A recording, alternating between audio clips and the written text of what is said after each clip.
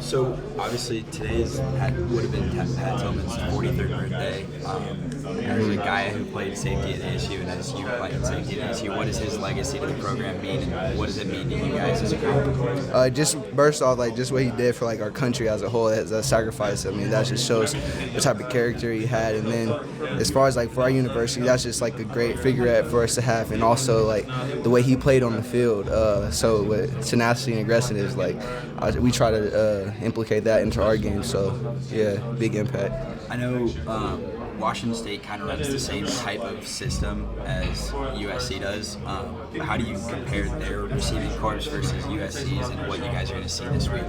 I feel like USC's receiving corps a little bit more talented, athletic-wise, and bigger.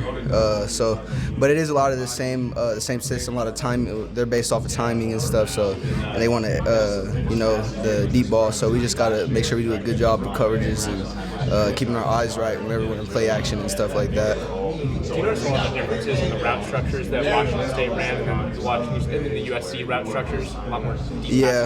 Yeah. The teams always have a pattern, so it's just a different pattern for them. So Washington State is more quick throws. USC, they try to set you up for the deep ball. So just things like that I've been looking at. So, who do you think is the matchup that you guys got to key in on, and where do you think it starts and stops at for USC's offense? I feel they have I wouldn't say that their rushing game on film doesn't look, but they have had some success running the ball. But majority of their passing is their strengths, and they got a good group of receivers, like we said. So, and just being over the top of Pittman and those guys and keeping them under wraps, because their offense eats off of big plays. So if we limit those, we'll be in good shape. Do you feel like this is the most talented wide receiver group you guys are going to face this season? Yeah, for sure. How do you prepare for that? Same. They're still human, so they're the same. They do the same thing I do every morning: wake up and go practice. So you just go in there and focus on what we can do better for ourselves, and it's a faceless opponent every time. So you just got to worry about what we can do. So. Evan, against Utah, you guys played probably well enough to win. And against UCLA, you could argue that the defense kind of cost it. And you can just comparing those efforts, what were some of the biggest differences that you noticed?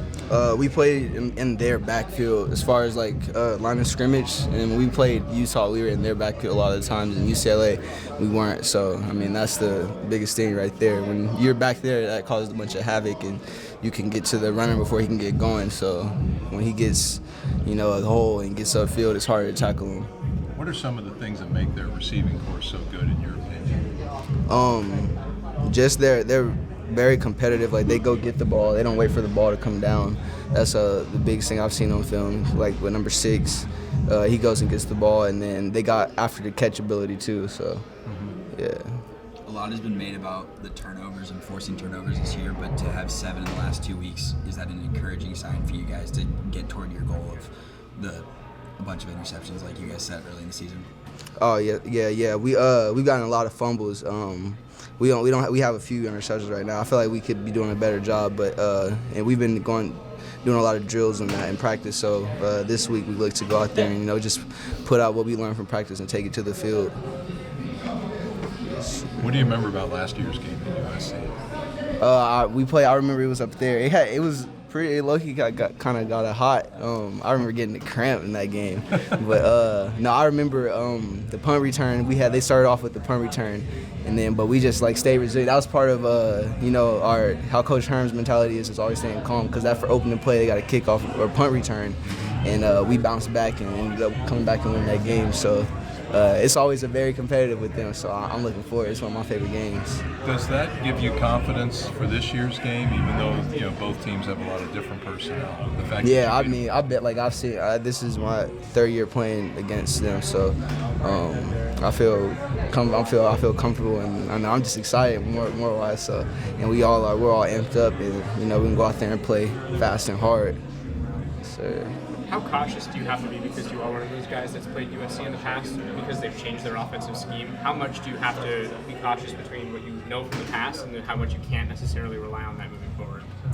Yeah, there's always keys and stuff you can like remember from the past, but film study through for what they've done this year is the best way you can prepare for that. And just going through like all the scouts and stuff at practice, just paying attention to meetings of what they've done throughout this season is probably the best way to prepare for that.